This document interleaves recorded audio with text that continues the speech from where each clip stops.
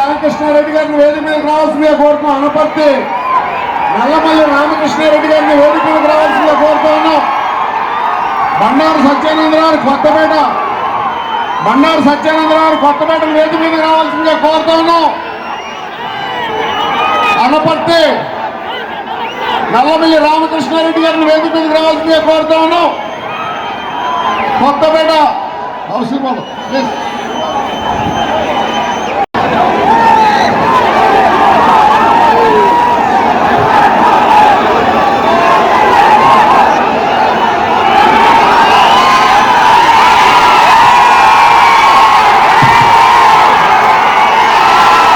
వచ్చేసి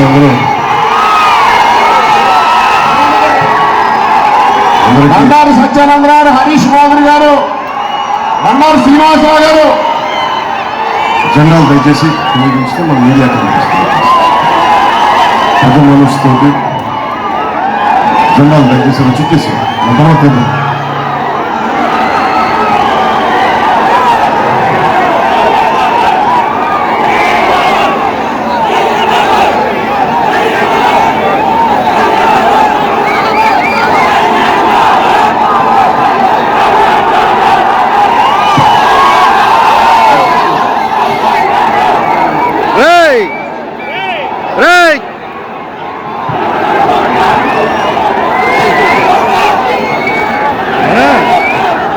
కన్నా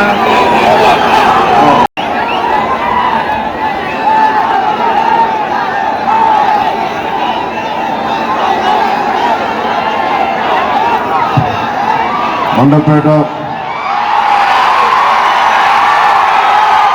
అడ్డుల్లో పరిగెత్తే పిడుగులు లాంటి మా జన సైనికులకి, వీర మహిళలకి, మండపేట పెద్దలకి, జోగేశ్వరరావు గారికి, నీలకృష్ణ గారికి,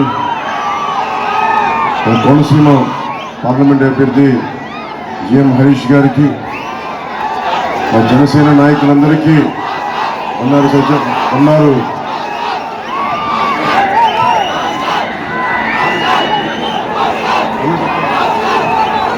సత్యమల్లి గారు, బండారు శ్రీనివాస్ గారికి,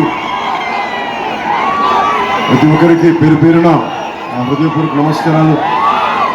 అది మండపేట చాలా గుండెలో చాలా పదిలమైన స్థానం నాకు.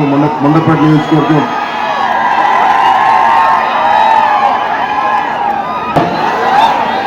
మేడే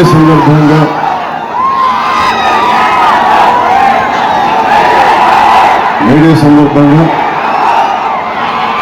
కార్మికులకి, భవన నిర్మాణ కార్మికులకి, అసంఘటిత కార్మికులకి, సంఘటిత కార్మికులకి, అన్నం పెట్టే రైతాంగానికి, కష్టపడే ప్రతి ఒక్కరికి మేడే శుభాకాంక్షలు. రైతాంగానికి మీరు పడుతున్న బాధలు నేను 2 సార్లు నన్ను మండపేట రప్పించింది. 50 మంది, ముఖ్యంగా మండపేటలో 50 మంది కౌలు రైతులకి తలా 1 లక్ష రూపాయల చొప్పున నేను పోయినసారి సభలో ఇచ్చాను. నేను అది గుర్తు చేస్తా ఉన్నాను.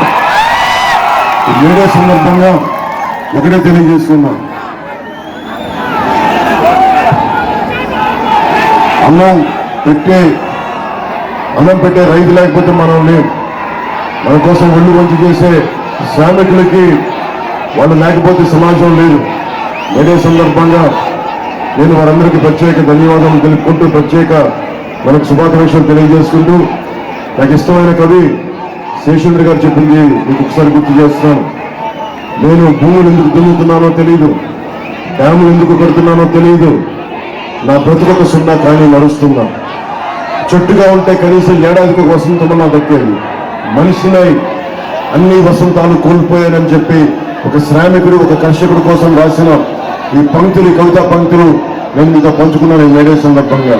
అలాంటి శ్రామికులకి, అలాంటి కర్షకులకి మనకి కొత్త ప్రభుత్వం వస్తుంది, కూటమి ప్రభుత్వం వస్తుంది. జనసేన, టీడీపీ, భారతీయ జనతా పార్టీ కూటమి ప్రభుత్వం వస్తుంది.